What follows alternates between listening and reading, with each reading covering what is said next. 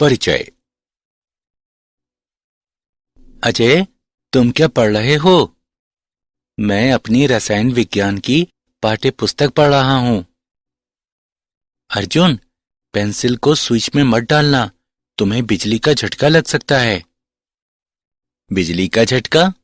लेकिन क्यों? पेंसिल तो लकड़ी और ग्रेफाइट की बनी होती है और ये दोनों ही विद्युत के कुचालक हैं।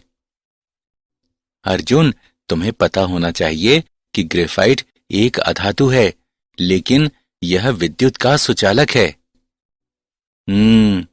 मुझे तो इस बात का पता ही नहीं था। ठीक है, मैं तुम्हें एक प्रयोग के माध्यम से यह दिखाता हूं।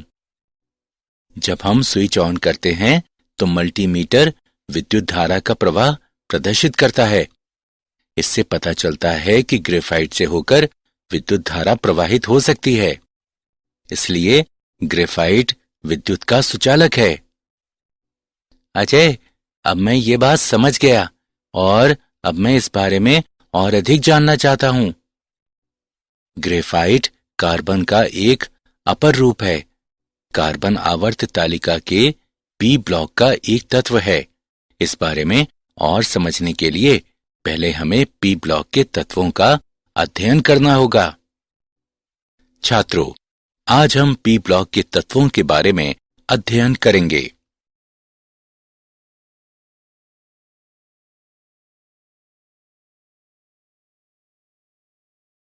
उद्देश्य। इस पाठ के अंत में आप निम्न करने में सक्षम हो जाएंगे।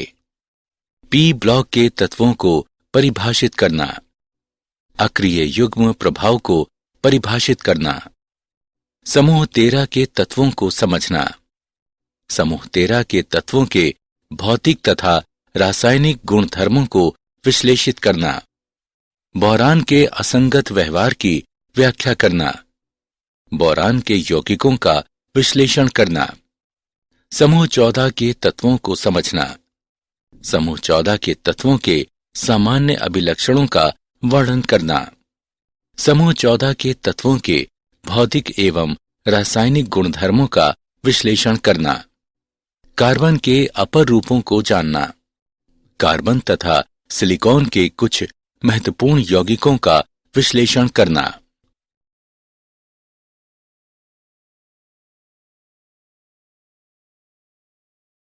परिभाषा।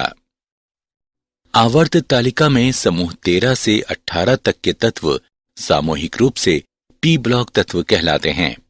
Boron, carbon, nitrogen, oxygen, fluorine तथा हीलियम इन समूहों के शीर्ष हैं। इन तत्वों का सामान्य इलेक्ट्रॉनी विन्यास ns2np 1 से 6 होता है। इनमें इनके वाहितम कोश के पी कक्षकों में अंतिम इलेक्ट्रॉन होता है। किसी पी ब्लॉक तत्व द्वारा प्रदर्शित अधिकतम ऑक्सीकरण संख्या संयोजी इलेक्ट्रॉनों की कुल संख्या के समान होती है। अधिकतम ऑक्सीकरण संख्या समूह ऑक्सीकरण संख्या कहलाती है।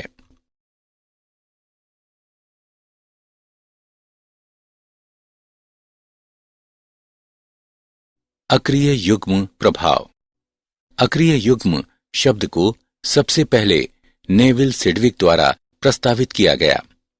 अक्रिय युग्म प्रभाव वाहितम इलेक्ट्रॉनों की पारगमन पश्चात धातुओं की यौगिकों में अनयानीकृत या बिना साझा हुए बने रहने की प्रवृत्ति होती है।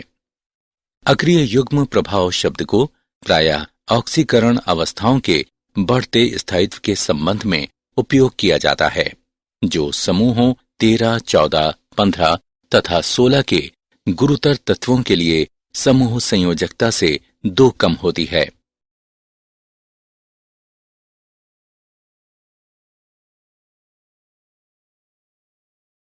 समूह 13 के तत्व। बोरॉन परिवार। गुणों में बोरॉन परिवार के तत्व बृहद भिन्नता प्रदर्शित करते हैं। बोरॉन एक प्रारूपिक अधातु है। एल्यूमिनियम एक धातु है, परंतु इसके अनेक रासायनिक गुणधर्म बोरॉन के समान हैं। गैलियम, इंडियम तथा थैलियम गुणधर्मों में लगभग पूर्णतः धातु हैं। इलेक्ट्रॉनिक विन्यास। समूह 13 के तत्वों का बाह्य इलेक्ट्रॉनिक विन्यास Ns की पावर 2 Np की पावर 1 होता है। बोरॉन और एल्यूमिनियम में नोबल गैस कोर होती है। गैलियम और इंडियम में नोबल गैस तथा 10d इलेक्ट्रॉन होते हैं। थेलियम में नोबल गैस तथा 14f इलेक्ट्रॉन और 10d इलेक्ट्रॉन कोरें होती हैं। परमाणविक त्रिज्या। समूह में नीचे जाने पर परमाणविक त्रिज्या बढ़ती है, जबकि Ga की परमाणविक त्रिज्या 135 पिकोमीटर, Al की परमाणविक त्रिज्या 143 पिकोमीटर से कम होती है। ऐसा इसलिए होता है क्योंकि गैलियम में उपस्थित अतिरिक्त 10d इलेक्ट्रॉन बढ़े हुए नाभिकीय आवेश की तुलना में बाह्य इलेक्ट्रॉनों पर दुर्लभ परिरक्षण प्रभाव डालते हैं। आयनन एंथैल्पी। इसका मान समूह में नीचे जाने पर क्रमिक रूप से नहीं घटता। बोरॉन से एल्यूमिनियम तक कमी आकार में बढ़ोतरी के कारण होती है। एल्यूमिनियम से गैलियम तक वृद्धि आयनन एंथैल्पी में असांतत्य के कारण होती है। इंडियम से थैलियम तक वृद्धि D और F इलेक्ट्रॉनों की अक्षमता के कारण होता है, जिनका परिरक्षण प्रभाव दुर्लभ होता है।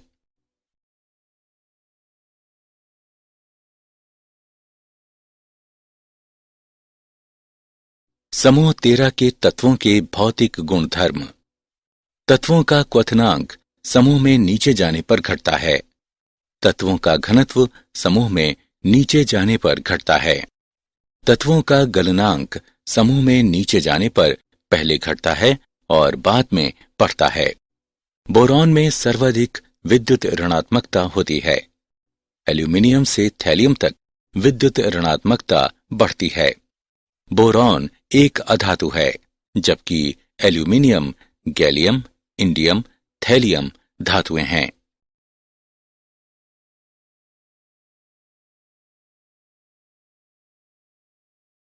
समूह 13 के तत्वों के रासायनिक गुणधर्म। वायु के प्रति अभिक्रियाशीलता। बोरॉन क्रिस्टलीय स्वरूप में वायु के साथ अभिक्रिया नहीं करता। एल्यूमिनियम की सतह पर ऑक्साइड की पतली परत बन जाती है, जो और अधिक क्षय होने से धातु को रोकती है। अक्रिस्टलीय बोरॉन तथा एल्यूमिनियम धातुएं वायु में गर्म करने पर B2O3 और Al2O3 बनाती हैं। उच्च तापमान पर डाई नाइट्रोजन के साथ वे नाइट्राइड बनाती हैं। अम्ल एवं क्षार के प्रति अभिक्रियाशीलता। बोरॉन अम्ल और क्षार के साथ सामान्य तापमान पर भी कोई क्रिया नहीं करता। एल्यूमिनियम उभयधर्मी गुण प्रदर्शित करता है और खनिज अम्लों पर एवं जालीय क्षारों में घुल जाता है। एल्यूमिनियम तनु HCl में घुल जाता है और हाइड्रोजन निष्कासित करता है। हैलोजनों के प्रति अभिक्रियाशीलता। बोरॉन परिवार के तत्व हैलोजन से क्रिया करके ट्राइहैलाइड बनाते हैं।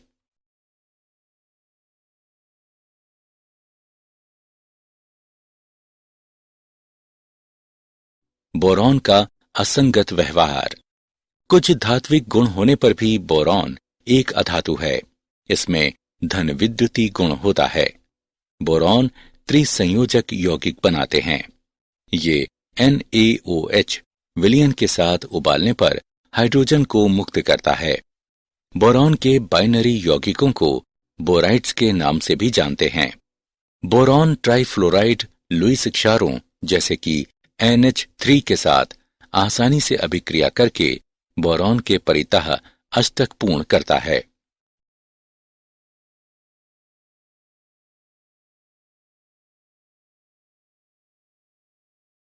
बोरॉन के कुछ महत्वपूर्ण यौगिक। बोरैक्स। इसे सोडियम टेट्रा बोरेट डेकाहाइड्रेट भी कहते हैं। ये इस प्रकार पाया जाता है कि इसमें चतुष्केंद्रीय इकाइयां B4, O5, OH4 की घात 2 होती हैं। अतः इसका सूत्र Na2B4O5OH4 8H2O होता है। क्रिस्टलीय बोरेक्स ठंडे पानी में कम घुलनशील होता है, लेकिन ये गर्म जल में शीघ्र घुलनशील होता है। जब बोरेक्स को गर्म किया जाता है तब इससे जल के अणु का निष्कासन होता है और गर्म किए जाने पर ये एक पारदर्शी द्रव में परिवर्तित हो जाता है, जो कांच के समान एक ठोस में परिवर्तित हो जाता है। उसे बोरेक्स मनका कहते हैं। ऑर्थोबोरिक अम्ल। ऑर्थोबोरिक अम्ल यानी H3BO3 को बोरिक अम्ल भी कहते हैं। 100 डिग्री सेल्सियस पर गर्म करने पर ये मेटाबोरिक अम्ल HBO2 बनाता है। मेटाबोरिक अम्ल को जब 140 डिग्री सेल्सियस पर गर्म किया जाता है तो ये पायरोबोरिक अम्ल यानी H2B4O7 बनाता है, जिसे जब उच्च तापमान पर गर्म किया जाता है तो B2O3 बनाता है।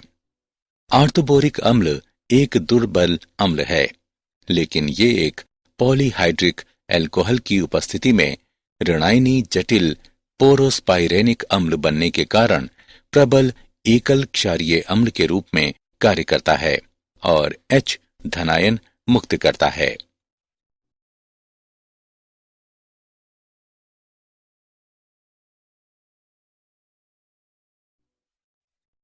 उदाहरण।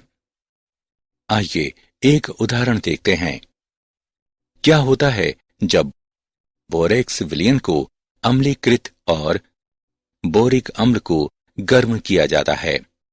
आइए समाधान देखते हैं। जब बोरेक्स विलयन को अम्लीकृत किया जाता है तो बोरिक अम्ल बनता है। जब बोरिक अम्ल को गर्म किया जाता है तो बोरॉन से सक्रिय ऑक्साइड बनता है।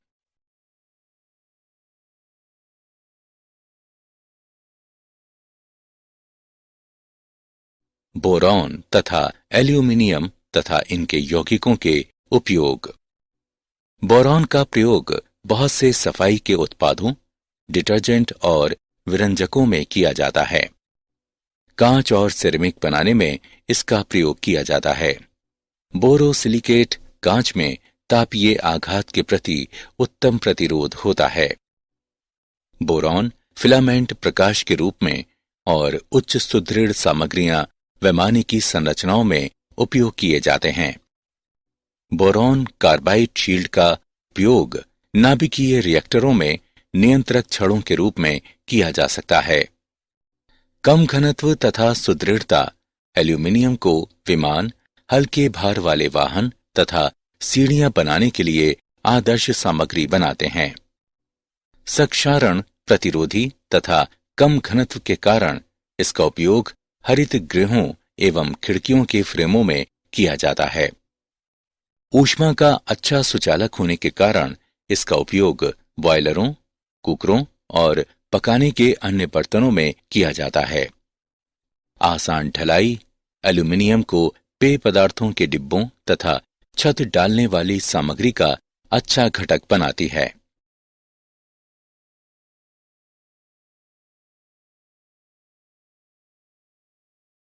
समूह 14 के तत्व।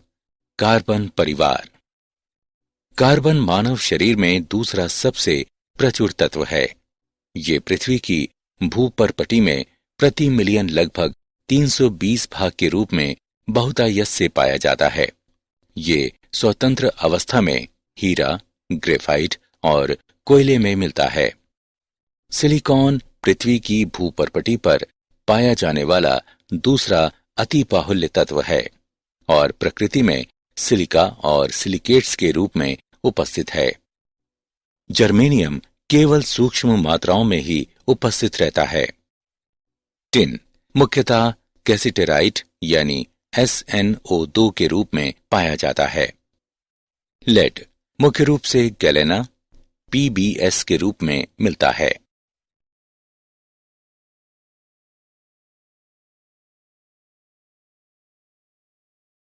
समूह 14 के तत्वों के सामान्य अभिलक्षण।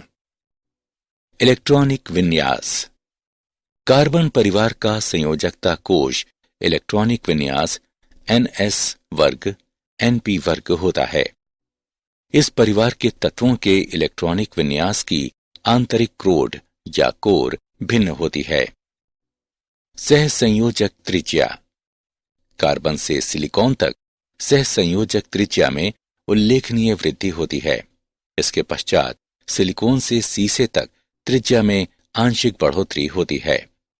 ऐसा इसलिए होता है क्योंकि गुरुतर सदस्यों में पूर्ण पूरित D और F कक्षक उपस्थित होते हैं। आयनन एथैल्पी। समूह में नीचे जाने पर आयनन एथैल्पी घटती है।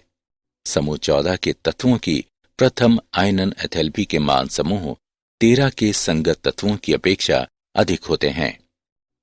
विद्युत ऋणात्मकता।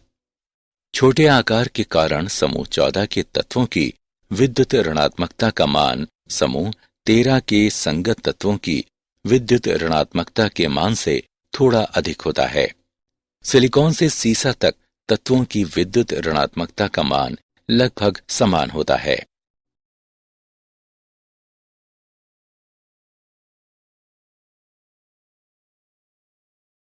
समूह 14 के तत्वों के भौतिक गुणधर्म। समूह में नीचे जाने पर धात्विक लक्षण बढ़ता है। कार्बन और सिलिकॉन में वृहद आणविक जालक से टिन और सीसे में वृहद धात्विक जालक तक संरचनागत परिवर्तन होता है।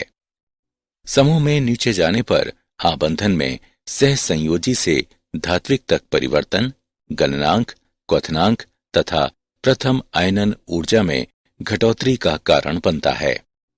समूह में नीचे जाने पर बढ़ता धात्विक गुण घनत्व तथा चालकता में सामान्य वृद्धि का कारण बनता है।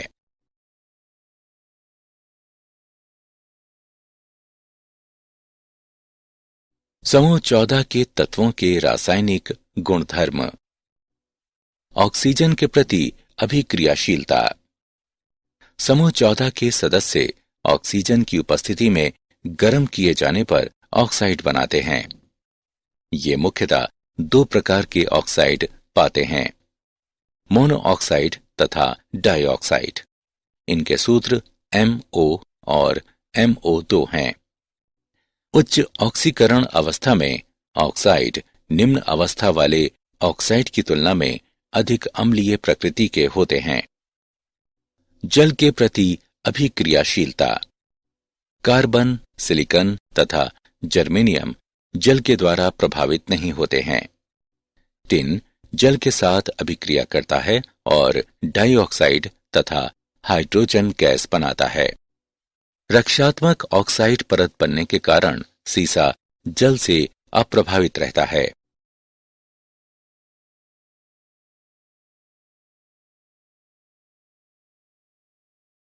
कार्बन का असंगत व्यवहार। कार्बन का प्रयोग मुख्यतः ईंधन के रूप में प्रयुक्त किया जाता है और ये एक अच्छा तनुकारक है। धातु कर्म प्रक्रियाओं में मध्यम विद्युत धनात्मकता वाली धातुओं को उनके ऑक्साइड अयस्कों से कार्बन द्वारा अपचायित करते हुए निष्कर्षित किया जाता है। उच्च तापमान पर उच्च वैद्युत धनात्मक धातुओं के ऑक्साइड कार्बन से अभिक्रिया करके संगत कार्बाइड बनाते हैं। कार्बन में अन्य परमाणुओं के साथ सहसंयोजक बंध द्वारा जुड़कर लंबी श्रृंखला या वलय बनाने की प्रवृत्ति होती है।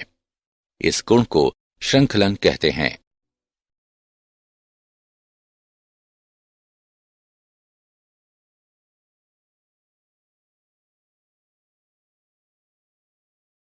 कार्बन के अपर रूप।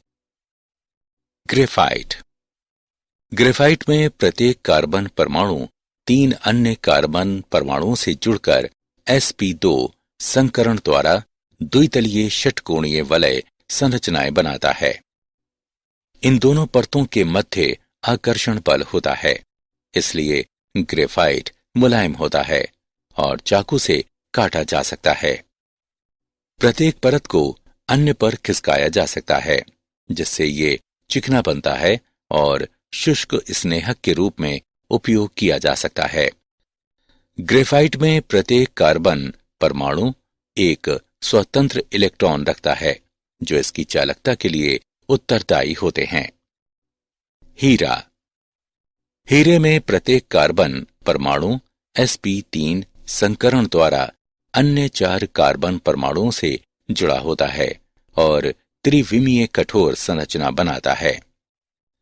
कार्बन परमाणुओं के छोटे होने के कारण वे निकट आबद्ध क्रिस्टलीय संरचना बनाते हैं और कठोर हो जाते हैं तथा हीरे को अपघर्षक के रूप में उपयोग किया जाता है। हीरे में कार्बन के परमाणुओं में कोई भी स्वतंत्र इलेक्ट्रॉन नहीं होता है, इसलिए ये विद्युत का कुचालक है। फुलरीन्स। कार्बन का एक अन्य अपर रूप फुलरीन्स है, जिसमें एक अणु में 60 या 70 या 84 कार्बन परमाणु होते हैं। ये पिंजरेनुमा अणु फुटबॉल की संरचना जैसी आकृति लिए होते हैं। इनका प्रयोग अत्यंत उच्च ताप पर स्नेहक की तरह किया जा सकता है।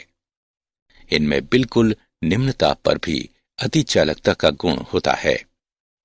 उच्च तन्य सुदृढ़ता वाले भारहीन तंतुओं के निर्माण में इनका उपयोग किया जाता है।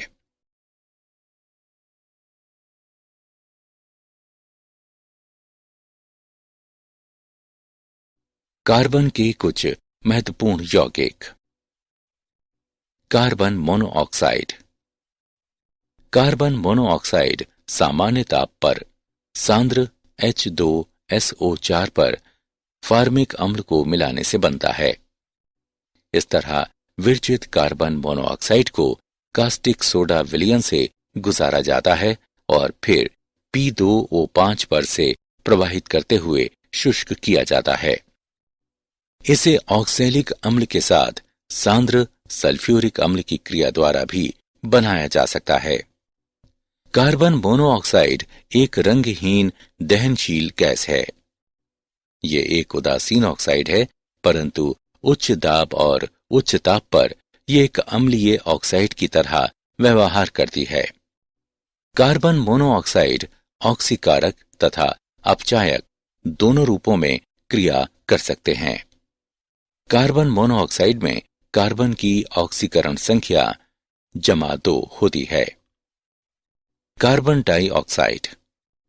कार्बन डाइऑक्साइड को कैल्शियम कार्बोनेट पर तनु हाइड्रोक्लोरिक अम्ल की अभिक्रिया द्वारा बनाया जाता है। कार्बन डाइऑक्साइड एक अम्लीय ऑक्साइड है तथा द्विक्षारकीय अम्ल की तरह क्रिया करती है और 2 प्रकार के लवण बना सकती है। उच्च ताप पर कार्बन डाइऑक्साइड एक ऑक्सीकारक के रूप में कार्य कर सकती है।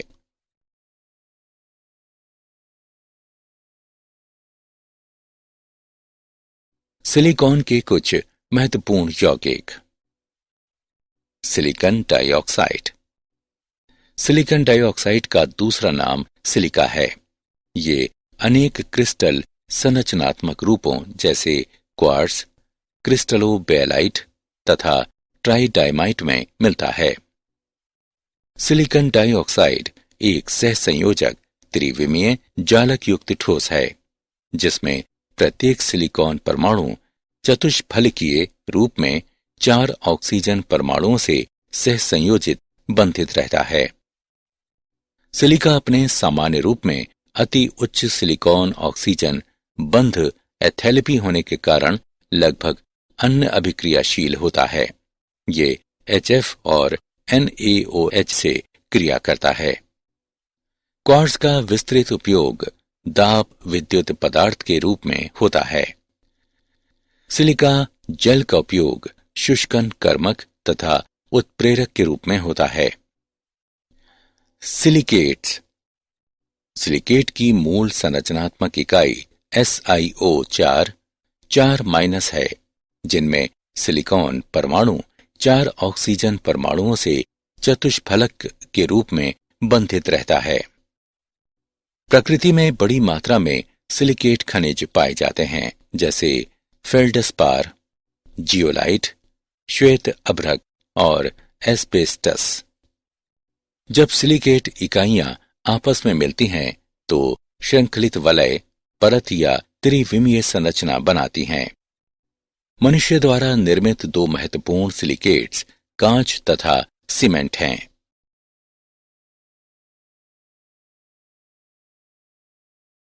क्या आप जानते हैं कार्बन मनुष्य को लगभग 3750 ईसा पूर्व से ज्ञात है।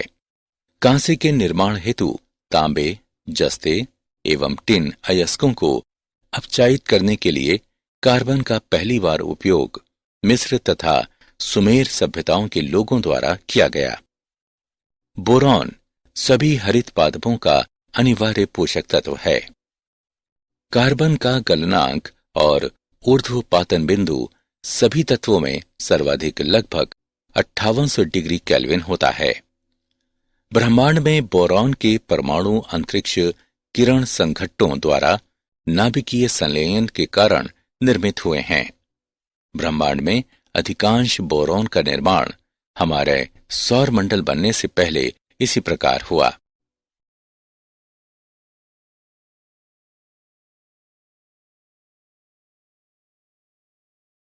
सारांश। आइए हमने जो कुछ सीखा है उसे संक्षेप में दोहराएं। आवर्ती सारणी में 13 से 18 समूह के तत्वों को सामूहिक रूप से पी ब्लॉक तत्व कहते हैं। अक्रिय युग्म प्रभाव बाह्यतम इलेक्ट्रॉनों की संक्रमण पश्चात धातुओं के यौगिकों में अनियायनीकृत या बिना साझा हुए बने रहने की प्रवृत्ति होती है। 13 समूह में बोरॉन एक अधातु है, जबकि एल्यूमिनियम, गैलियम, इंडियम और थैलियम धातुएं हैं। एल्यूमिनियम उभयधर्मी गुण प्रदर्शित करता है और खनिज अम्लों एवं जलीय क्षारों में घुल जाता है। कार्बन मानव शरीर में दूसरा सबसे प्रचुर तत्व है। ये पृथ्वी की भूपर्पटी में प्रति मिलियन लगभग 320 भाग के रूप में बहुतायत से पाया जाता है। यह स्वतंत्र अवस्था में हीरा, ग्रेफाइट और कोयले में मिलता है।